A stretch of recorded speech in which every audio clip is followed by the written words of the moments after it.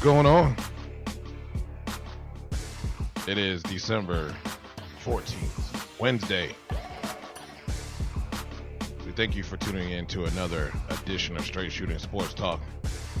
As usual, I am your host, Dujane Bland.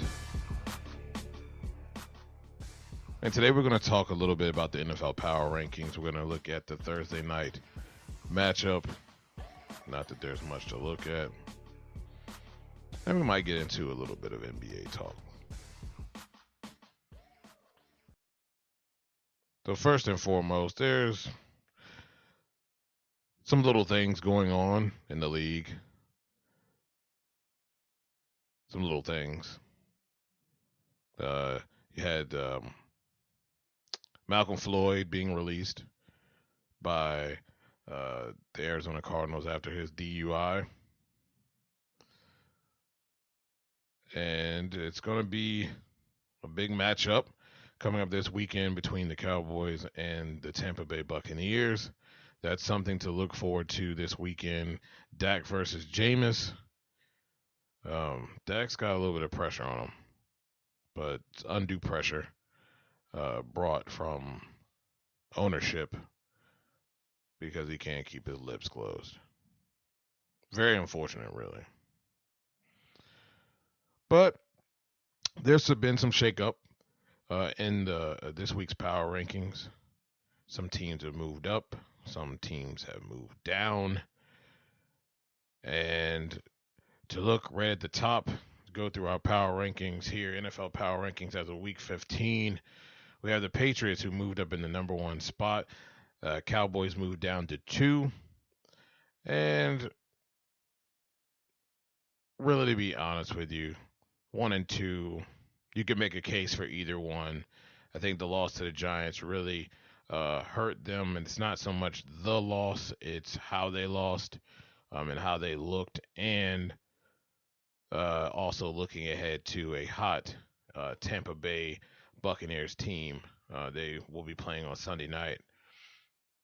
And when you look at what the Patriots did, they dominated for most of the game. They did allow the Baltimore Ravens to get back in it.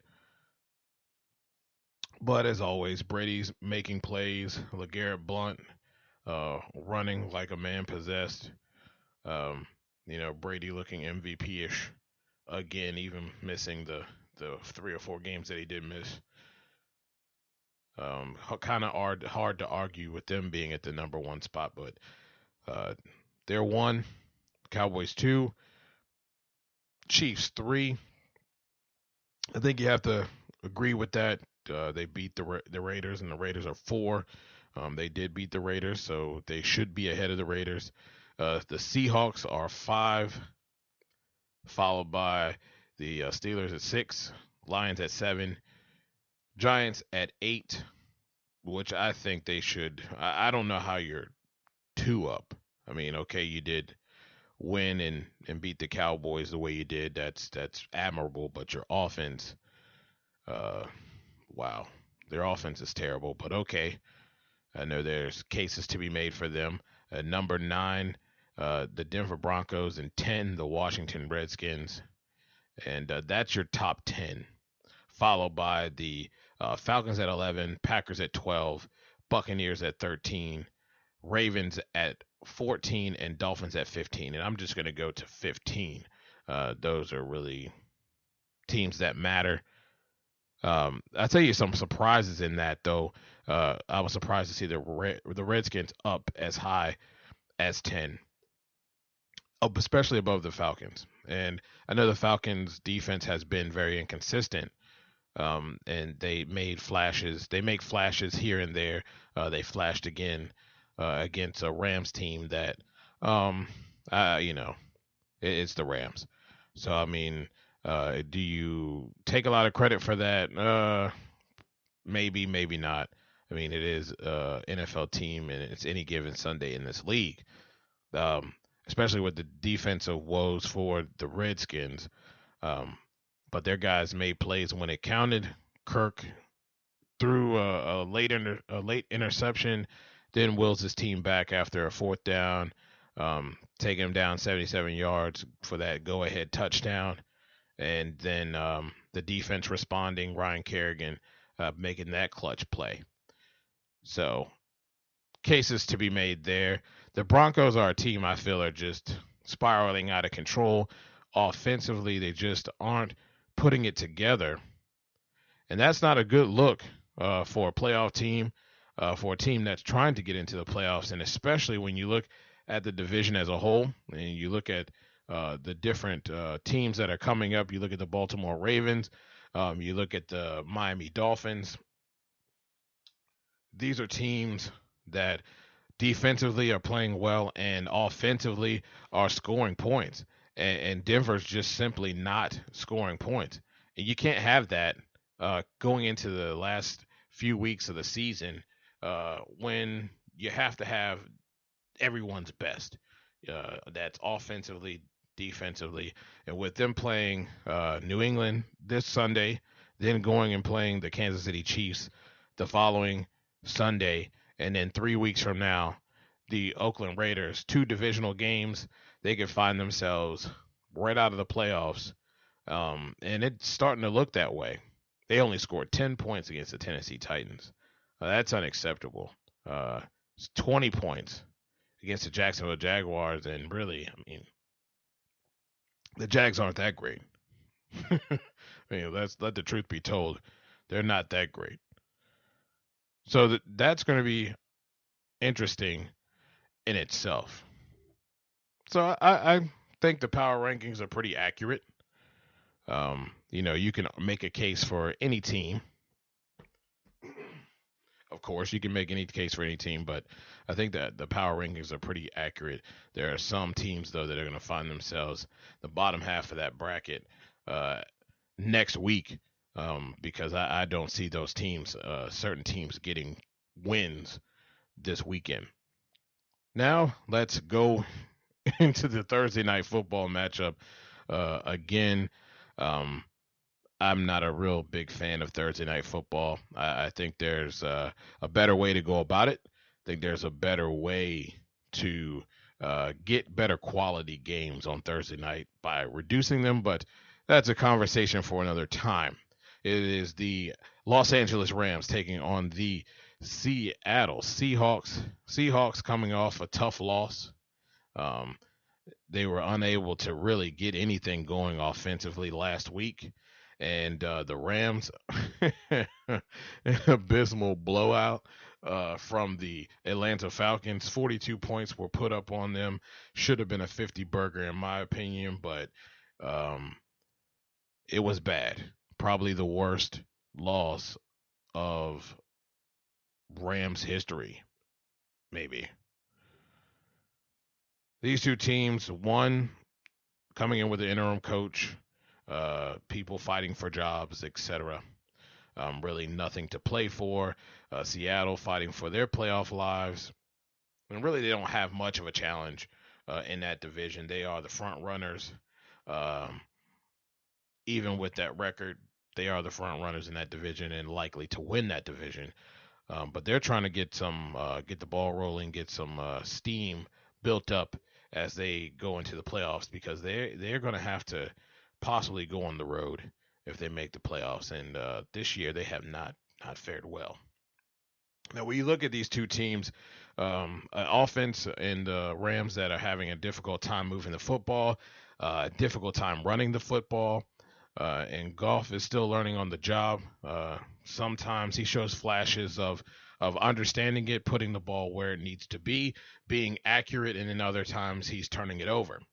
And I expect to see a lot of that. I think this is going to be a very lopsided game. Seahawks are going to be looking to redeem themselves. Defensively, they're going to take the ball away and probably get a lot of opportunities for Russell Wilson. I expect Russell Wilson to be a lot more accurate than he was last week. He was, 5 interceptions, I believe. Um, don't expect to see it from a guy like that, but I expect him to be lighting it up and kind of 30 plus here. Same thing with the Falcons last week. I think in the beginning, Rams will put up a pretty decent fight. Uh, and like I said, this is a talented ball club. Uh, it's just nothing to play for. And Seahawks have everything to play for right now. And they're going to lay the wood. It's going to be a tough place to play there in Seattle. And Seattle's going to get the job done. So another ugly, ugly Thursday night matchup. Now, quickly, we can talk about the NBA. I was just looking around the league in the NBA and looking at a lot of the schedules, looking at a lot of the standings, and it's so lopsided in each conference. Now you look at the Eastern Conference, Cavaliers, the front runners there at 18-5. You got the Raptors following them, 17-7. The Hornets, 14-11, along with the Knicks, Celtics. Everybody else is 500 and below. Um, and in the Western Conference, it's about the same. There are a few more teams that are above 500 that have a few better records. And don't get me wrong, it's a long season, but there's a lot of teams in the Eastern Conference below 500. And one that comes to mind is the Washington Wizards, who are 9-14. A team a few years ago that had playoff aspirations. You have John Wall, Bradley Beal there. A lot of pieces, and many are concerned about what is wrong with this basketball team. And the fact of the matter is, outside of the starting five, they just simply don't have a bench. There's not enough talent on that bench to sustain, and you see it. They get out to lead on people.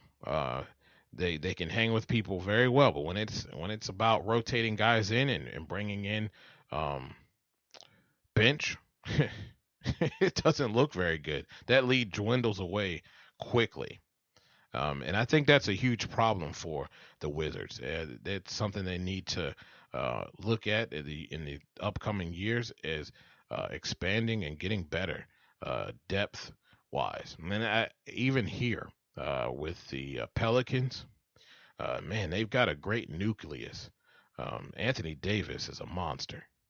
That guy, that guy scores points and scores them in bunches, but just doesn't have a great supporting cast, and depth is an issue. And if you look at a lot of these teams, are that are at or below 500. And I'll use the Pelicans as an example. When you're allowing 107 points and you're only scoring an average of 102, guess what? That spells a loss every night. And defense is an issue, and I think Wizards fans would attest to that as well. Defense is an issue. And you see a lot of teams that are losing ball games because they're just simply not playing solid defense and not consistent enough offensively. But depth, when you look at these teams that are below 500, depth is the key. And as we get closer to the Christmas Day games, we'll start talking about those. My colleague Jackie Ray was talking about that last night on their show about the Christmas Day games and making their picks. And they're going to break those down a little bit more as the time goes on, as weeks go on. They're going to do that. And we'll do that here as well. I'm really looking forward to those games. There's a lot of great games that are going to be on. And that's when the season, to me, really starts to kick off. Right around the Christmas time, that's when things start to get serious and people start to crack down and get focused on trying to make a run so that their team can be part of the playoffs. So we'll start talking a little bit more basketball. And if you want to shoot us any type of questions or any thoughts or things you want to hear discussed on here, you can get at us two ways. You can hit me up on Twitter at NotBland21. If you don't have Twitter and you don't do that, we have an email address for you. It is straightshootingst@gmail.com. And if you get at us here, we'll get right back to you. And if it's a good enough topic, we'll discuss it here on the show. Well, that is all for us tonight. Again, enjoy Thursday night football. I don't think it's going to be much to enjoy, but do your best to enjoy those games. And we'll come back tomorrow and we'll break down a few games for Sunday. So, good night, all, and we'll talk to you tomorrow. Yeah, crab cakes and football. That's what Maryland does.